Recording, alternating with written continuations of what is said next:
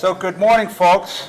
Good morning. I'm standing over. I would generally walk around, but we're being recorded here. This first session, which is largely going to be presentations on sort of the status of the building, past and present, are going to be recorded by the local community television station so that they have some programming for later on. I'd like to thank John Oren for coming here this morning. Thank you, John.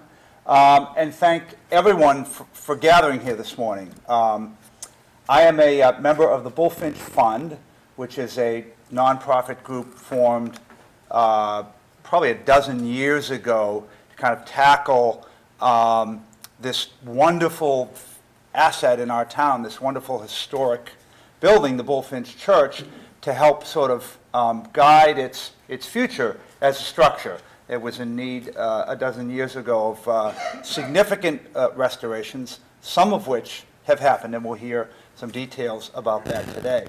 What we're doing here today, our group has,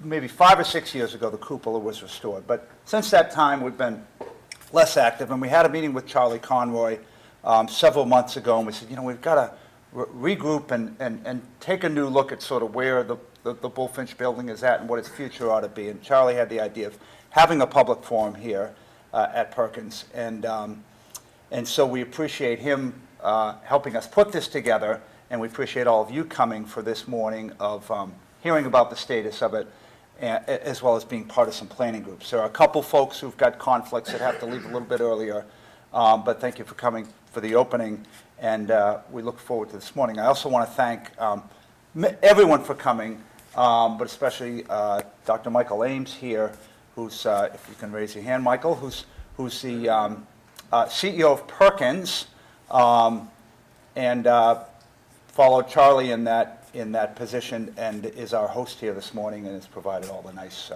eats and this warm room. If we met at the Bullfinch building, it would be charming, but it would also be 37 degrees. So anyways, so I'm going to hand it off to Charlie, and we'll take it from there. Thank you. Thank you, Peter. I think initially what we'll do is go around the room, because some people know other people, but not everybody knows everybody, probably.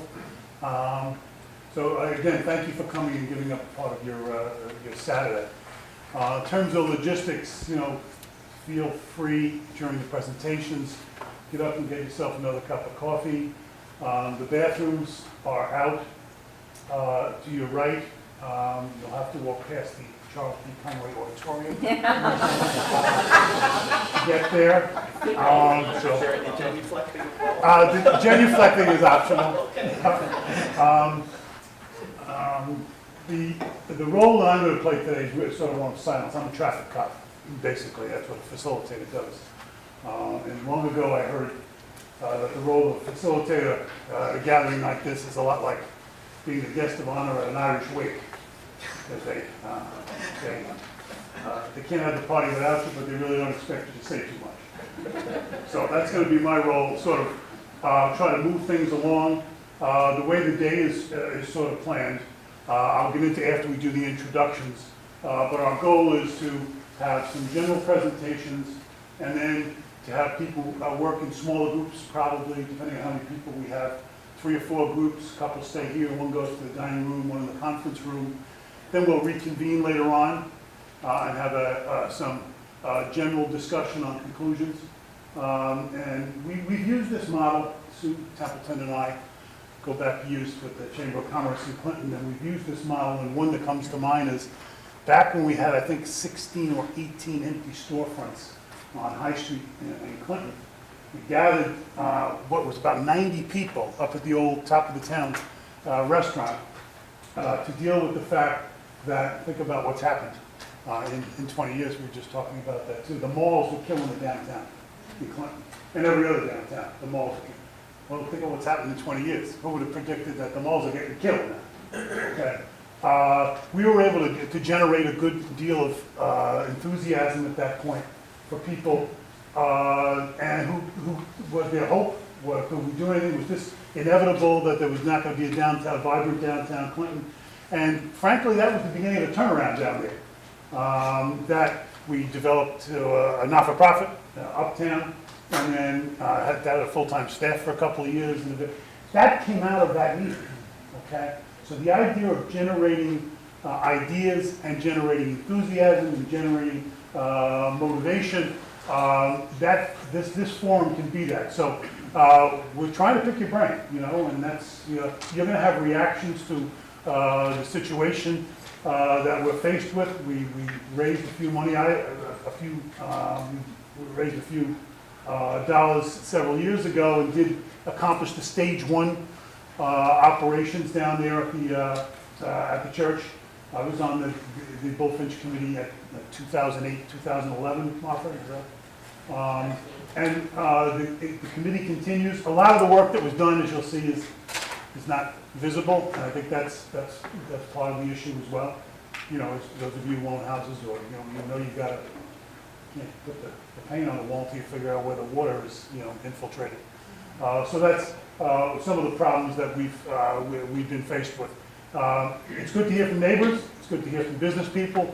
It's good to get general perceptions, negative and positive, and that's what this is all about. I apologize to you that I cannot stay for your entire session, but I did want to chat with you a little bit about just the concept of meeting houses. I think you're well aware that this beautiful building was built by one of the greatest architects America has produced, certainly the greatest in the early Republican period, and it is a beautiful brick and mortar thing that is very well worth preserving in and of itself. But at the time the building was built, it was called a meeting house and not a church for a specific reason. At that time, the churches were, in Massachusetts, intimately connected to the politics and to the community. The minister was an employee of the town. The first church was, in fact, supported by the community.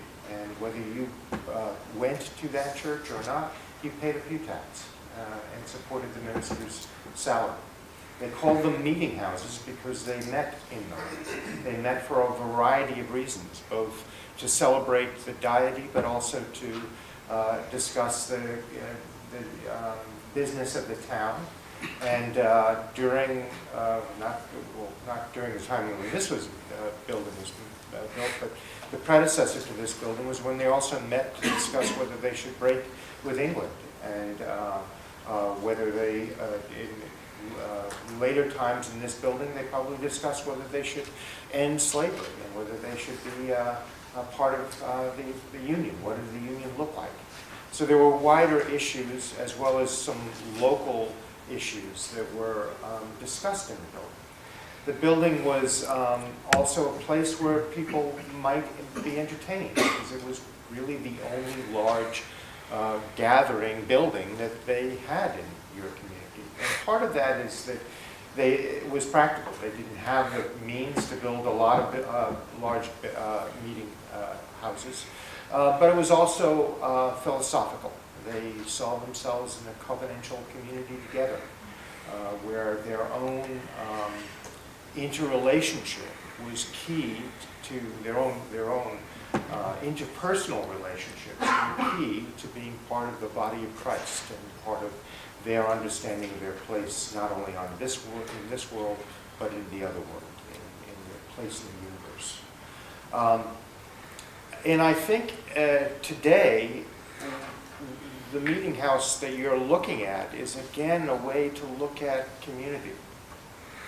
It's not just about restoring the bricks and mortar, which are important, but it might be a way for us to look at how to restore a sense of community as well. I participated in a couple of different programs that were held at the Bulfinch Church that celebrated, among other things, the Declaration of Independence, which is part of a Freedom's Way program called Declaring Independence Then and Now. which is a series of readings and discussions about the Declaration. And that made me think that this building has the potential to be, again, a meeting place, a place where you could envision a series of oral performances around the written word, and a series of performances of music. It could be a wonderful place, for instance, for The Moth, the very popular NPR radio program, to come and record a session there. You could both create those kinds of programs yourself, but engage with other organizations like NPR to do that, and to re-envision, and I'm not suggesting that you become another theocracy like they had before the church was disestablished in Massachusetts in the 1830s, but I am suggesting that I think the restoration of this building is a way to think about meeting houses in that sense of building community. And it is an opportunity, perhaps, for you to not just restore the bricks and mortar, but to restore that sense of community. And within it, restoring yourselves, each of you and all of us. So I just wanted to give you that kind of concept as a way to kind of think about what you're doing as you're going forward. I think there's a tremendous opportunity for this building to be a hallmark building for a series of kinds of conversations or performances that will both reinvigorate what your community is, but may attract a much larger community, such as the Moth and other opportunities. Thank you.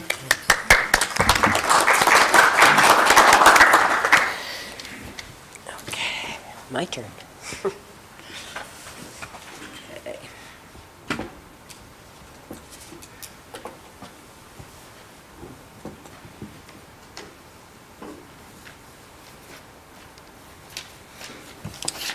Okay, so as you heard before, my name is Martha Moore, and back in 2008,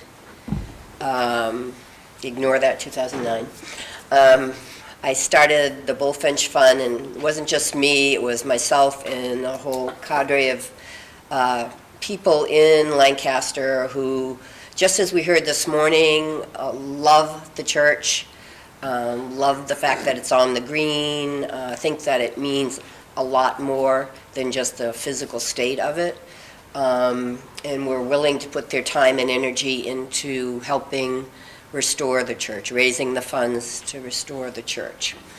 And as I say here, we're definitely aware that it's very much a local icon. We see the church's facade everywhere you look, on town documents and town websites and publications, etc. The primary goals of the Bullfinch Fund were threefold, I guess. Restoring the fifth meeting house, definitely. Preserving the historic landmark for future generations, and we took that pretty seriously. So one of the things we tried to do, or will continue to try to do, is educate the public, and especially children, in the importance of American architecture, Charles Bulfinch himself, and also the Bullfinch Meeting House. And we had a lot of fun.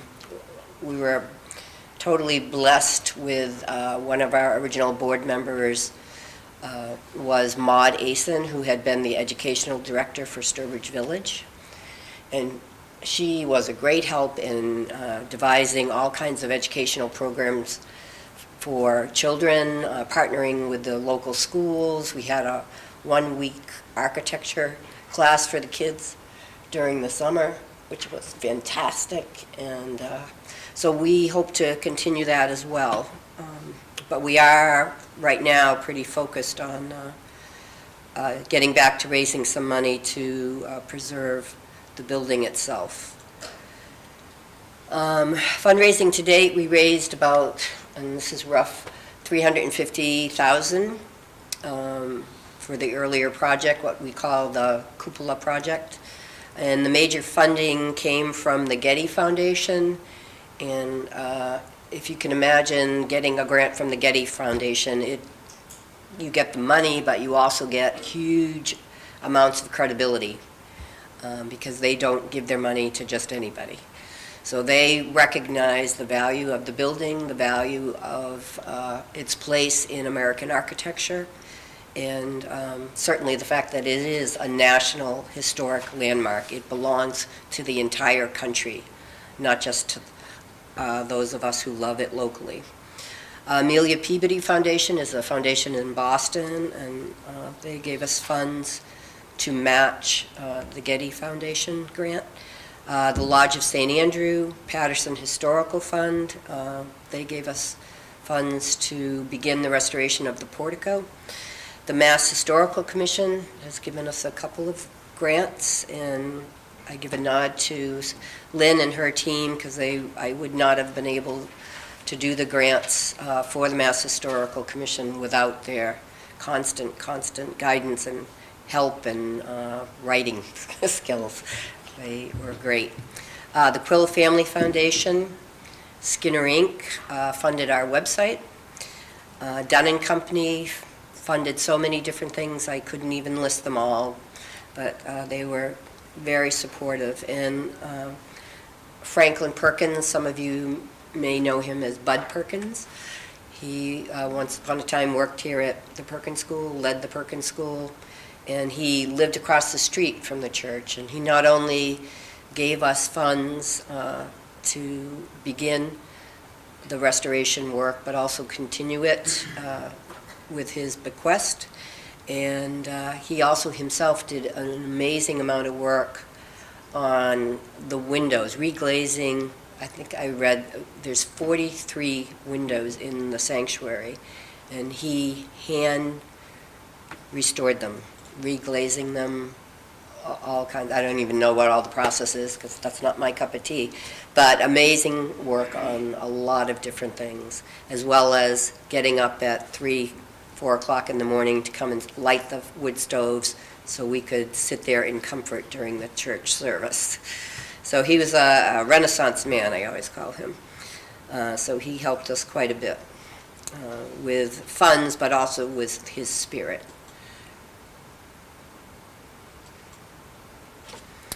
Along the way, we've gotten a lot of recognition and awards, which I'm very thankful for. But again, and this is a great help when you're going for additional funding, is to be able to show the funders that you are a credible organization. As I said before, we got a preservation planning grant from the Getty Foundation, and we also received a Crystal Eagle Award from Freedom's Way, which is an organization under or within the National Park Service, so that was a big thing for us. And the Mass Historical Commission Annual Preservation Award, I think we got it twice, but I'm not positive about that, which again is a nice feather in our cap. And one of the more interesting things, which wasn't an award per se, but the fact that they chose the Bullfinch Meeting House to come to and look at and enjoy was definitely a feather in our cap, and that is a visit from the Walpole Society, which is, it's a group of, well, just be blunt, very wealthy people who are dedicated to the application and study of American decorative art, architecture, and history. And they, I think it's like every 3 years, they get together and they go on a tour and they see multiple sites. I think the next tour they took after coming to central Massachusetts was to go to Japan. So that's how far they go to see artifacts, to see homes. And the day they came to us, they were visiting homes in central Massachusetts that had, or very spoke to American architecture at its finest, and American antiques as well. And they, I think it's fair to say most of the people on the tour were over 60 years of age, maybe even over 70. But they were like, to watch them go through the building, I mean, there was no point in giving them a tour because they just had at it. And they were like a bunch of 12-year-old boys and girls just scouring the whole building, and they know their stuff, so they, you know, were just screaming with glee because they found some special aspect of the table that has sat at the front of the church for God only knows how long, and we just think it's the table. But they were over the moon about it. So it was a really nice day, and to see people get excited about the building and its treasures, is, especially with people who are so knowledgeable, was really something nice. So that too is a feather in our cap. The current status, we are a fund under the Community Foundation of North Central Mass. This happened, I think, about 2 years ago. We had been finding that the burden of being a 501c3 in Massachusetts, or anywhere really, it takes a lot of paperwork, takes a lot of number crunching, and we just didn't have the board to do that anymore. So we are now a fund under the Community Foundation of North Central Mass, which simply means that they hold the 501c3 and we can operate as a nonprofit under their umbrella. And that is what we do right now. Currently, we have assets of approximately $7,000. Some of that money is earmarked to finish the portico, although we'll need more than that. And right now, we're definitely ready to build our governing board and add some new people, new energy, new insights to the board. And we're also looking for grants and funding to the tune of $1.5 million to begin the second phase of preservation work. One of the handouts that were on the table outside is a spreadsheet, and that is the updated figures for estimated cost based on time, inflation rates, etc. So you can take a look at that at your leisure. And this is the URL for our website. I haven't had the time to deal with that either. So we're planning on, I'm hoping to get a grant to hire a website person to maintain the site more fully than I can manage. tinyurl.com, it's simply, the Community Foundation's URL is a mile long. So this I turned into something that you can deal with. So if you plug that in as a URL, you would be taken to the Community Foundation's Bullfinch Fund page, where you can happily donate or just read about us. And this, in a way, it's very good because the Community Foundation makes us more visible to more people, especially in this area. So that's a help as well. And that is our mailing address, P.O. Box 194, Lancaster, Mass. Any questions? Or? Yes? What are the fees that the North Central Community Foundation charges for managing assets? It's very minimal. I don't know off the, it's like 1%, 2% tops. And it all depends on how much money you're taking in. I know from my past experience in nonprofit, and Charlie, I don't know if you know about this, but most fiscal sponsors will charge you 12 to 15%. So we're very lucky. And they take the money in, they actually write out the thank you notes, and they give us the reports. So it's a good deal for us, and it lets us, turn around and focus on what we really want to be doing, which is restoring the church. Any other questions? Okay, great.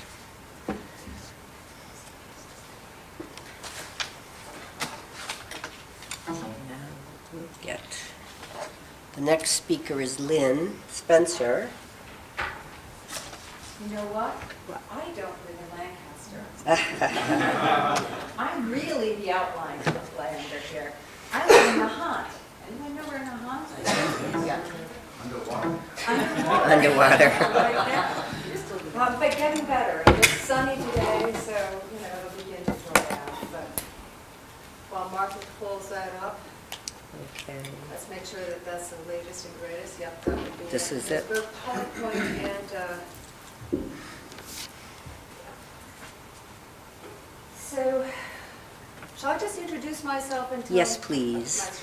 So, I first became associated with the First Church in 2004 when the leadership of the church reached out to our firm, as well as perhaps some other firms, to prepare a conditions assessment on the building. Very good. And since then, as Mark alluded to, there's been a series of projects. So in my little talk this morning, I probably will be repeating things that you already know, but I can't resist sharing. This is an extraordinary building. There's no question about it. Is it the keyboard here? Yeah, you can do that, yeah. So this happens to be an image. How many of you have seen this? It's a wonderful image of this meeting house with the then library and town hall, probably from the 1840 era. I won't repeat some of the things that have already been said, but I do want to emphasize this. This is a National Historic Landmark, which means it's recognized nationwide for the unique characteristics of this building. The fifth meeting house in a succession, obviously, of meeting houses in this town, a well-settled early frontier town. When the leadership of the church in the early 1815, 16 era decided it was time to build a new church because their old one needed to be replaced, they reached out to Charles Bulfinch, who was at that point at the height of his career. He had been active in Boston. He's known as America's first native-born architect. While he didn't train in architectural schools, that wasn't what people did at that point. He was well-versed in the sort of, if you will, the builder's manuals and architectural guides of the time, mainly English books that were looking back at Greek and Roman design precedents. So that's what the idea of classical is all about, is reviving those early ancient design principles. When this building was built, it was built in an extraordinarily short period of time. We'll talk about that in a moment. But apart from its national landmark significance, it is also recognized in Massachusetts as a National Register property, a state register property. And because there have been multiple grants awarded by the Mass Historical Commission, there is a preservation restriction on the building. What does that mean? That means that the meeting house needs to be preserved over time. It acknowledges that changes have taken place. For instance, in 2002, the addition was made to provide social hall and educational space. So there's the ability to sort of make, if you will, careful adaptations, but preservation and stewardship is of paramount significance. Bullfinch himself, others have mentioned, but he's notable for his work in Boston. In particular, let's talk about the State House, because the builder of the State House, Thomas Hershey, was also the builder of your meeting house.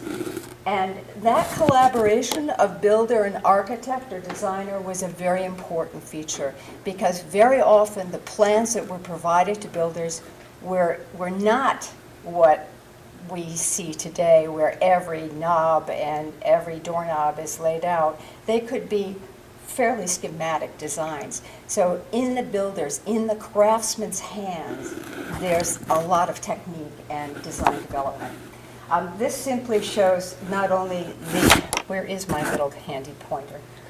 The State House itself, which now has been quite enlarged over time, but another meeting house in Boston. This is St. Stephen's Church in the North End, which still exists.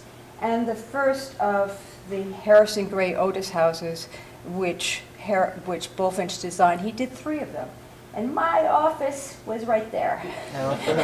Because I was Director of Properties for what is now Historic New England. Back then was the Society for the Preservation of New England Antiquities. And there's the handsome man himself, and he was handsome. This meeting house, as we've mentioned, Thomas Hershey's involved. I see the signs outside. This meeting house was built in a record 155 days. Stan, how long did it take us to do the Prescott Building? A couple of weeks. Yeah, it was more. So, a couple of things. One is, it was the year that 1816 was known as the year of no summer because of a volcanic eruption in Southeast Asia. The temperatures were significantly altered in this part of the world, and people needed to work, and this may have been a make-work project. The building materials were local. The bricks were made here in Lancaster, and later on in the 1879, when the wing was added to the back for the chapel, more bricks were made. So there's a perfect match of bricks. Lime came from Bolton, slate came from nearby, timbers for the roof framing were from the forest around Lancaster. So it's very local. In this sketch, which was done by Thayer, one of the early patrons of this building, you see a building that's somewhat different from the building you see today. And this may have been, the theory is, that Thomas Hershey and his team made some design modifications. Whether that can't be substantiated, but it's what we see. So for instance, you see the tall arch here, and the more subordinate arches on the side. Well, now we have 3 of equal height. And, there's a little bit of a change up here. Well, let's see it in a second. Oops. Well, there we go. So you can see in this engraving, which you saw in the beginning, that the arches are all the same, and in a moment we'll see the fans that were added to this side. How many of you have buildings that are shown in this sketch? Yeah. My cow. Where are the cows, though? We could use the cows. Oh, just another sort of very scenic view. Lancaster, early settlement, was also a place over the 19th century that became a place for country retreats and for, if you will, refreshments from the rigors of urban life. I love this. Has anyone seen these before? In your wonderful library, in your archival room, which is an extraordinary resource, there are these large folio photographs showing a series of photographs of the pageants that were held in front of the meeting house in the 1890s. This happened to be during the time of the celebration of Lafayette's visit early on. But in this upper image, I love this one in particular, your townspeople are dressed as Indians, and they are reenacting what? The capture of Barry Rowlandson. Down here, there's more of a sort of ceremonial, that's a ceremonial arch to Lafayette. So anyway, in front of this meeting house, this certainly was a center for community life. Over time, it evolved. I mentioned earlier in 1879, this addition was made, changing needs and requirements. So a chapel was created on the upper floor, as well as a meeting room below and a small office. During the 1860s, taste changed, and that beautiful white or off-white trim became a lovely Victorian brown. Inside, this is the interior of the meeting house that had been decorated for a wedding or some kind of festival. These photographs are part of a report that we compiled, but over time, others have certainly seen these and assembled them. I mentioned that we became involved initially in 2005 and produced the first conditions assessment. One of the things that we talked about with Martha and other leadership of the church was the concept of setting up a private nonprofit, because in our experience with working with historic churches, we have oftentimes seen the difficulty of raising money for what is seen as a church versus something that is seen as a nonprofit with broader interest in programming. So that was part of the genesis behind the Bulfinch Fund, which I think has performed brilliantly over time. They were also part of the encouragement for various grant activities, including that Getty Fund application, which was like the Meeting House, built in 155 days. That grant application was prepared in like 5 days. So I was amazed that it got funded, but it did. And that's a testament to the quality of this building and the interest in actually by that foundation and really understanding its deep architectural historical character and its building needs. MHC has also been a friend for many years, and this is one of the awards that has been given to the Meeting House. One of the interesting parts of this Getty grant, and there's a 2-volume report that was prepared as a result of this, was something that came to be called the Lancaster Resolution. One of the truly unique qualities of this building, in fact, is its heating system. I only know of maybe 2 other churches, and they being in Maine, that continue to be heated with wood. Certainly nothing on this scale. Those were sort of smaller wood country churches. We see from the very detailed parish records, and for those of you who love to sort of chew on this, we put together a building chronology based on the parish records. And we can see that over time, various ways of seeking to heat the building were tried. In 1816, there's no record or description of how it was heated or illuminated, other than the fact there were those 43 windows that let the light in. But in 1827, they introduced their first stoves. In 1836, thinking there was a more innovative heating system, a furnace was introduced into the undercroft. So those of you who have climbed down there may see the remnants of that early furnace. That apparently was not successful, and they went back to the wood box stoves. We convened, part of the Getty study was not just looking at the building envelope and interior surfaces, but looking at systems and, thinking about, are there better ways, different ways of providing heating, ventilation, and other things. We convened a group of people to sort of talk with us about this, and they included representatives of the National Trust for Historic Preservation, Massachusetts Historical Commission, the Boston Society of Architects, et cetera, et cetera. And one of them in particular was a representative, a conservator from the Shelburne Museum, who had looked at, over time, simple ways of heating and cooling buildings. This issue is a big one. We came up with something that we named the Lancaster Resolution, which was basically keep it simple. Keep it simple. Make sure that, things like the wood box stoves are properly protected, but don't try to overcomplicate systems. And that was a very interesting thing. That was a general consensus. That occurred in 2010.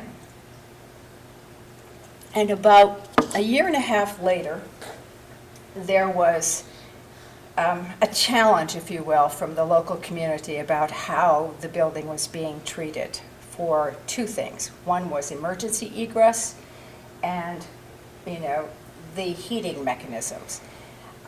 That caused us, with George France and Bob and Frank Streeter, to put together a safety plan and enabled us, because the church at that point had been given notice by the local building commissioner to cease and desist operations within the meeting house.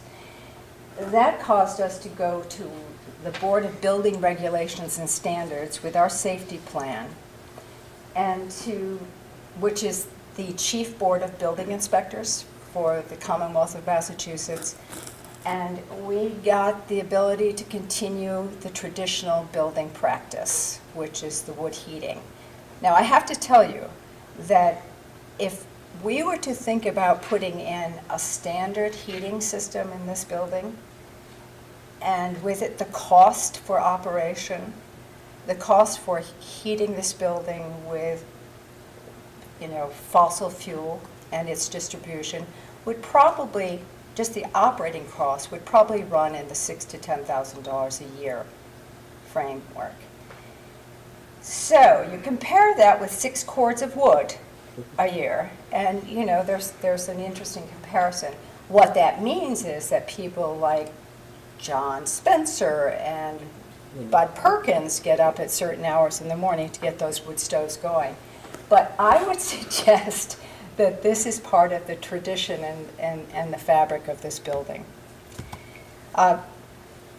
Just to give you a brief review of what has happened here over time, this was the condition that we saw in 2005 and later in 2008.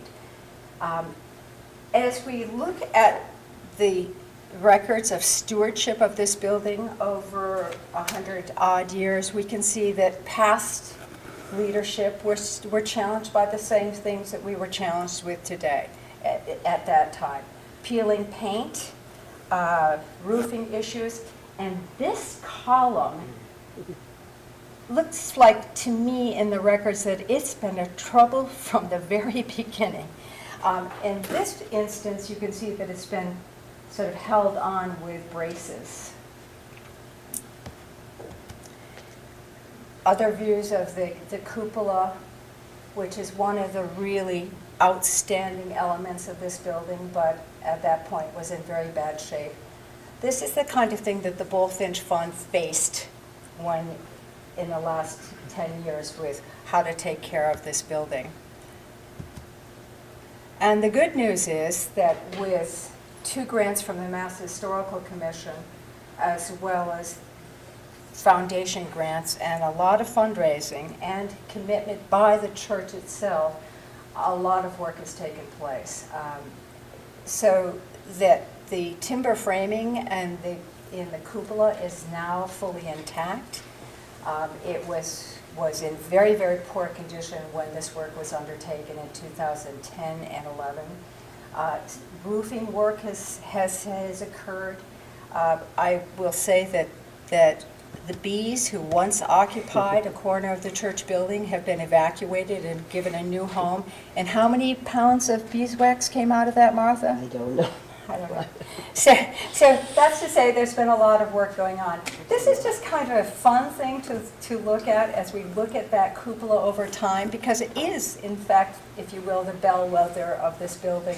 And you can see that from the photographic records that it's changed colors and hues. The color scheme that is now on it is the color scheme that was tested with paint analysis. These are showing the sort of some of the stratigraphy of that analysis, and that's the color that is closest to the, if you will, the original color scheme of that cupola with its painted columns and fretwork. Oops, going the wrong way. And there's just some upper views of the building of the cupola today. That's a lead-coated copper roof, which will over time sort of go towards the whiter side. We felt it was an important way of trying to reduce the maintenance of painting that cupola, instead letting nature take care of the patina of the lead-coated copper. And that's just a view of the roof framing, the bell wheel, and so on. So Martha has already talked a lot about this. This is a little bit of a summary. Monies were invested by the church as well as the Bulfinch Fund. And the little thing down there is actually the invitation to the wonderful installation of the weather vane that took place as a Bulfinch Fund funded event, or a sponsored event. So the question is, what happens next? And this happens to be a view that I took from the second floor window of the Prescott Building. And you can see from a distance, things look fine. But when you look closer, it's going to be a little bit different. What is facing us now is the work needed in the sanctuary. Those of you who have attended events or worshiped there know that there's a lot of peeling paint. That's a great view, by the way, of the stovepipes that go from the stoves over here and then exit out over here. I remember sitting for service one time right there and thinking, it was the first time I had attended a service in this church. It was in February. And I looked down and I thought, well, that's interesting. There's kneelers. What are kneelers doing in a Unitarian church? And then I realized that my head was really hot because the stove, I was sitting beneath the stovepipe. But the kneelers help keep your feet off the floor, which makes it a little bit more comfortable. They're not kneelers, they're footrests. This is the view of the weather vane being reinstalled. So looking closer at the church, what are the needs today? I have to say that those wonderful windows that Bud Perkins did, and I did meet Bud in the early time of my work here, those wonderful windows are also in need of reglazing today. So this is a point about deferred maintenance.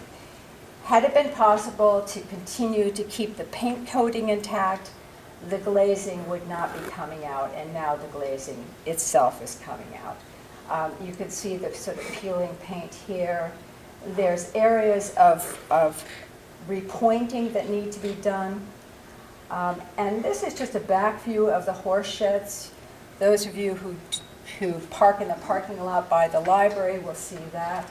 So there's a considerable amount of work to be done on the building. Up front, we've got the pilasters that are peeling paint, and the brick floor here has settled, so there are missing bricks as well as, quite honestly, potential trip hazards. Close-up views of the paint peeling in the meeting house. This is not the original ceiling. This is a ceiling that was done in 1900. It probably was a more robust reflection of the neoclassical design of the original ornamental plaster ceiling, but it certainly is in keeping with the architectural spirit of the meeting house. The peeling paint was one of the very first things that we were asked to look at. Why is it peeling? Looking again at your maintenance records, we can see that this particular paint job is about 60 years old. And a couple of things came to mind. Number one is make sure that the roof is intact. Make sure that all of the flashings and slate work are kept intact. There is an attic above this, but there is the potential for leakage.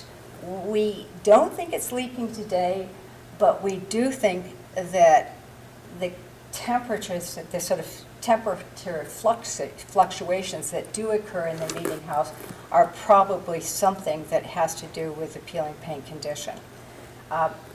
Without continuous heat, that is going to be part of your ongoing condition.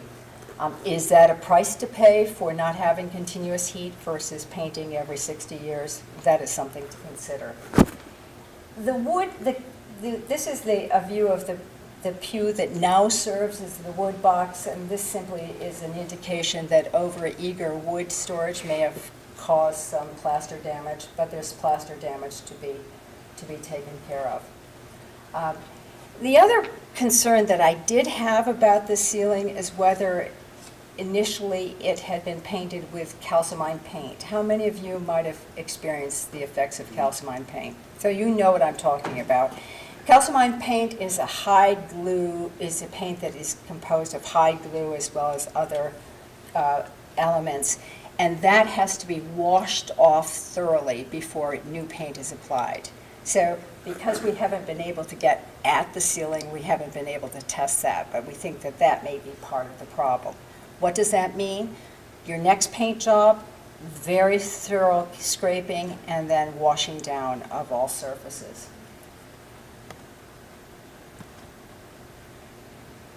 So that is the conclusion of what I have to say about, the fact that stewardship is part of the ongoing story here. You will never be free of cyclical maintenance. In fact, that's going to be part of the real commitment. In my best of all possible worlds, when I advise our clients, it's deal with deferred maintenance, and then establish some kind of funding mechanism for an annual sinking fund or cash reserve so that you are continually setting aside funds for the next big project. And that's one of the calculations that we've helped First Church with.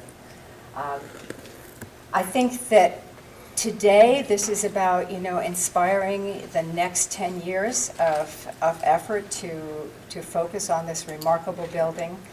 Apart from Lancaster and, if you will, the Commonwealth of Massachusetts, I would say this. This is a national historic landmark.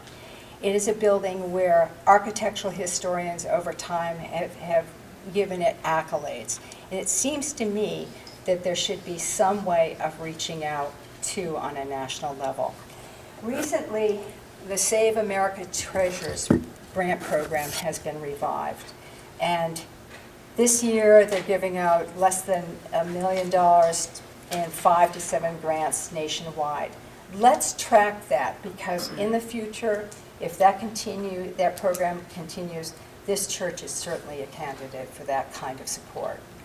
The Getty Foundation has turned its attention from older historic buildings to mid-century modern. So unfortunately, they're very much involved with Frank Lloyd Wright kinds of buildings and so on. But foundations like that are certainly ones that should be tracked and thought about.